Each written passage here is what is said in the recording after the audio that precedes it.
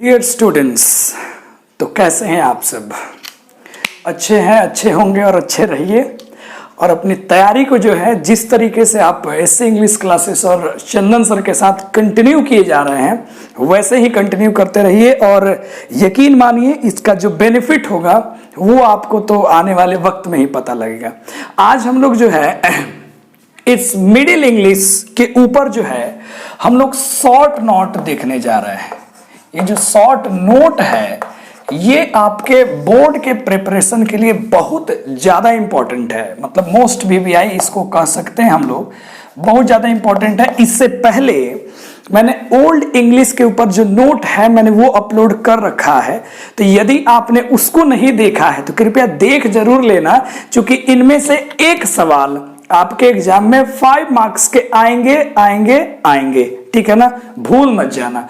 तो आइए short note को क्लियर करते हैं जो मैंने लिख दिया है। आप स्क्रीनशॉट इसका आराम से ले लो, फिर एक एक चीज को हम लोग एक्सप्लेन करते हैं कि आखिर क्या क्या चीजें इसमें लिखी गई है। ठीक है, और जिस तरह ओल्ड इंग्लिश अगर आप देखोगे ना तो देखने से आपको ये पक्का आइडिया हो जाएगा कि उसको देख लेने से मात्र, पढ़ लेने से मात्र ऑब्जेक्टिव सब्जेक्टिव नोट सारे क्वेश्चन, शॉर्ट क्वेश्चन हो या लॉन्ग क्वेश्चन हो या ऑब्जेक्टिव हो, सबके सब आपके बिल्कुल सटीक बन जाएंगे। क्योंकि वही लाइन हमने पिक करके समरी में लिखा है, इसके नोट में लिखा है जिससे आपका सारा दुख दर्द तकलीफ कष्ट पीड़ा सब एक ही बार खत्म हो जाए। ठीक है, चलो देखते हैं। The period from AD 1150 to 1500, यानी कि जो समय है 1150 से लेकर के 1500 तक का, उसी को मिडिल इंग्लिश कहा जाता है। कहां? In the history of English language, English language के इतिहास में।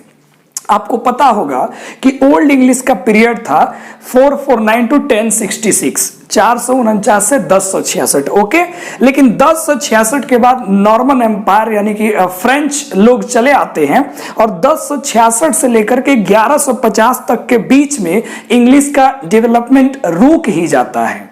तो इसलिए फिर से 1150 में जो है एक नया कोई शासक आता है जो इंग्लैंड का ही होता है और वो आकर के फिर से इंग्लिश के विकास की कड़ी को आगे बढ़ाता है। ठीक है ना, तो इसलिए मिडिल इंग्लिश के पीरियड को 1066 से न लेकर के 1150 से लेना ज्यादा जरूरी है। ठीक है, चलो जी, अरे भाई माइक इधर आ जा। चलो देखते हैं आगे लिखा है क्या कि there were 2 significant events during this period which distinguish middle and modern English।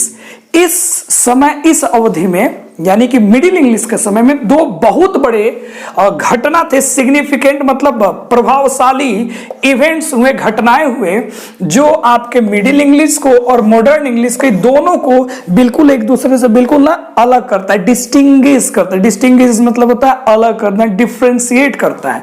वो क्या थे? They were the introduction of printing technology. एक तो पहला था इंट्रोडक्शन ऑफ प्रिंटिंग टेक्नोलॉजी। उस समय ओल्ड इंग्लिश के जमाने में ना मैन्युस्क्रिप्ट्स हुआ करते थे, लोग हाथ से लिखा करते थे, तो ज्यादा पेट्रोनाइजेशन उस समय नहीं हो पाता था, जिसके कारण मिडिल ओल्ड इंग्लिश का डेवलपमेंट भी नहीं हो पाया। लेकिन जब 1476 ईस्वी में विलियम कैक्सटन ने जब प्रिंटिंग प्रेस को सेट किया, इंग्लैंड में एक जगह है वेस्टमिनिस्टर अबे, ये पूछता भी है कि who set up printing machine, who set up printing press, when and where, तो William Caxton in 1476 Westminster Abbey England में।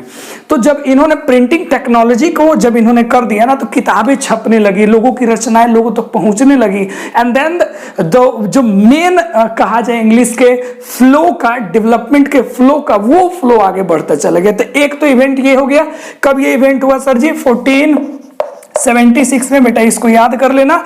And the great vowel shift, ये तो और खतरनाक। और ये जो दूसरा सबसे बड़ा बात हुआ वो हुआ ग्रेट वावेल शिफ्ट। ये क्वेश्चन भी पूछ चुका है प्रीवियस ईयर में कि what is meant by the great vowel shift और when did it take place, ये पूछता है क्वेश्चन। तो याद रखना the series of changes in affecting long vowels. देखो जब हम लोग स्टडी ऑफ साउंड करते हैं ना, इंग्लिश में टोटल साउंड की संख्या होती है 44। कितने साउंड्स होते हैं बेटा? 44। इन 44 को 2 भागों में डिवाइड किया गया है। एक आपका आता है वोवेल साउंड्स, तो वोवेल साउंड्स 20 हो गए। कंसोनेंट साउंड्स होता है 24। इस वोवेल साउंड्स को दो भागों में बांटा गया जनरली, हालांकि डेप्थ की तो कहानी बहुत अलग है। दो भागों में बांटा गया है, एक को कहा गया शॉर्ट वोवेल और एक को कहा गया लॉन्ग वोवेल। तो जब मॉडर्न इंग्लिश और मिडिल इंग्लिश के बीच में अंतर देखा गया, फोनोलॉजिकल चेंजेस, तो देखा क्या गया कि the consonant sounds of Middle English and the consonant sounds of Modern English are almost same, दोनों सेम है। उसी प्रकार शॉर्ट वोवेल्स मिडिल के और शॉर्ट वोवेल मॉडर्न के दोनों शॉर्ट्स हैं, ठीक है। लेकिन जब लॉन्ग वोवेल्स की बात हुई तो ये बिल्कुल अलग थे, और उसी लॉन्ग वोवेल में जो परिवर्तन करा गया ना, उसको हम लोग कहते हैं the great vowel shift, the great vowel shift, याद रखेंगे। आगे बढ़ते हैं। इट वॉज ऑल्सो डायलेक्टिकल, हाँ बिल्कुल, ये जो इंग्लिश थी मिडिल इंग्लिश वो बिल्कुल डायलेक्टिकल थी। जिस प्रकार ओल्ड इंग्लिश डायलेक्टिकल थी, मिडिल इंग्लिश भी डायलेक्टिकल थी। इट हैड, यहां लिख सकते हैं, it had 5 dialects. It had कितने? 5 डायलेक्ट्स। और ओल्ड इंग्लिश के पास कितने डायलेक्ट थे? मात्र 4 डायलेक्ट। वहां तो आपने पढ़ा होगा ना, नॉर्थम्बरियन, वेस्ट सेजोन, ठीक है, मर्सियन, केंटिस, वहां आपने पढ़ा 4 डायलेक्ट्स। यहां एक ज्यादा हो गया, हाँ दोनों में एक जो डायलेक्ट है ना बाबू, कौन सा डायलेक्ट? आजा आजा आजा, यहां केंटिस। ये जो केंटिस डायलेक्ट है ये तुम्हारा ओल्ड में भी सेम है और मिडिल में भी सेम है, लेकिन बाकी सब डायलेक्ट्स चेंज हो गए। जैसे यहां बन गया नॉर्दर्न, जो नॉर्थम्बरियन था वो नॉर्दर्न में बन गया, उसी प्रकार वेस्ट सेजोन बन गया साउदर्न में, और जो मर्सियन था वो 2 भागों में बट गया। एक बन गया तुम्हारा ईस्ट मिडलैंड और एक तुम्हारा क्या बन गया बोलो? वेस्ट मिडलैंड, ठीक है। तो ये तरीके से जो है चेंज हो गए। आगे बढ़ते हैं। देयर, यहां लिखा है, there were 2 major influences on Middle English. मैंने शॉर्ट में जरा लिख लिया, तुम पूरा फुल लिखना। Middle English, French and Latin.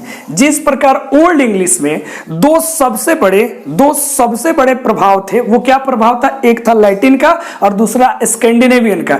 ठीक उसी प्रकार से मिडिल इंग्लिश में भी 2 प्रभाव थे, एक फ्रेंच का और एक इसका था, इसका क्या बोलते हैं, लैटिन का।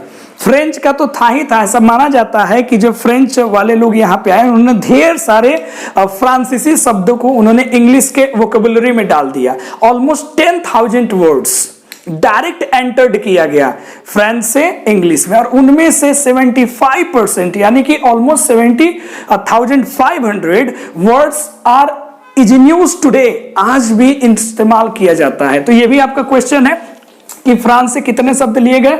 10,000, कितने परसेंट यूज होते हैं आज भी? 75%। देन और लैटिन से, और ये दोनों ये जो इन्फ्लुएंस रहा ना फ्रेंच का और लैटिन का, these influences brought rich vocabulary. इनसे ढेर सारा शब्द लिया गया, ढेर सारा शब्द, और साथ ही साथ इसने ग्रामेटिकल सिस्टम को भी क्या कर दिया? एज वेल, साथ ही इसने ग्रामेटिकल सिस्टम को भी प्रभावित कर दिया। यानी कि मिडिल इंग्लिश अगर आप पढ़ोगे, बुक में पढ़ोगे, तो आप देखोगे कि किस प्रकार ग्रामर में इन्फ्लेक्शंस को रिड्यूस किया गया, किस प्रकार वर्ड ऑर्डर लाया गया, फिक्स्ड पैटर्न लाया गया, फोनोलॉजिकल चेंजेस थे, ग्रामेटिकल चेंज कैसे हो गए। तो ये सारी चीजें, यानी कि 2 याद रखना, 2 मेजर इवेंट्स हुए। Great vowel shift, introduction of printing technology 1476 में 2 इन्फ्लुएंस रहा, लैटिन का और फ्रेंच का रहा। आगे बढ़ते हैं। This period was very important for literature, correct. ये तो बहुत बड़ी बात है, ये पीरियड लिटरेचर के लिए ना बहुत ज्यादा इंपॉर्टेंट था, बहुत ज्यादा इंपॉर्टेंट था। दिस पीरियड हैज इवॉल्व्ड, ये तो आपका मोस्ट बीवीआई है, ये पूछा हुआ है, क्वेश्चन में पूछता भी है। This period has evolve from east Midland dialect. याद रखना, ये इवॉल्व हुआ है, यानी कि इवॉल्व मतलब होता है विकसित हुआ है ईस्ट मिडलैंड डायलेक्ट से। और ईस्ट मिडलैंड से ही क्यों हुआ, इसको जानने के लिए तो चैप्टर पढ़ना पड़ेगा। आगे बढ़ते हैं। Chaucer, Langland, Gower and Wycliffe are the notable writers of this period who made this period at outstanding age. 4 notable writer, ये भी क्वेश्चन में पूछता है कि name the 4 notable writers of Middle English. तो नाम आता है जॉफ्री चाउसर, विलियम लैगलैंड जिसने पायर्स एंड प्लोमैन लिखा है, इनका द कैंटरबरी टेल्स बहुत बार पूछा है, वाइक्लिफ जिन्होंने बाइबल का रचना किया था, उसी प्रकार गोवर जी हैं। ये 4 नोटेबल प्रसिद्ध राइटर इस एज के जिन्होंने इस पीरियड को एक आउटस्टैंडिंग एज बना दिया, यानी कि बेहतरीन एज बना दिया। याद रखना, और इसमें चाउसर के जो भी रचनाएं हैं वो एक मेजर सोर्स है मिडिल इंग्लिश के समय को जानने के लिए, वर्ड्स, वोकैबुलरी, ग्रामर को जानने के लिए। तो यहां पे मैंने बड़े खूबसूरती से आपको मिडिल इंग्लिश का शॉर्ट नोट करा दिया। ढेर सारे ऑब्जेक्टिव क्वेश्चंस भी मैंने साथ में करा दिए, जैसे प्रिंटिंग टेक्नोलॉजी वगैरह के बारे में, विलियम चाउसर के जॉफरी चाउसर के बारे में। आप जब बुक का क्वेश्चन आंसर देखोगे इससे ज्यादा कुछ है ही नहीं, इसी से सब कुछ बन जाए। तो थैंक यू वेरी मच। फिर अगली वीडियो में मिलेंगे, जरूर मिलेंगे। तब तक बने रहिए ऐसे इंग्लिश क्लास के साथ। चलिए बाय।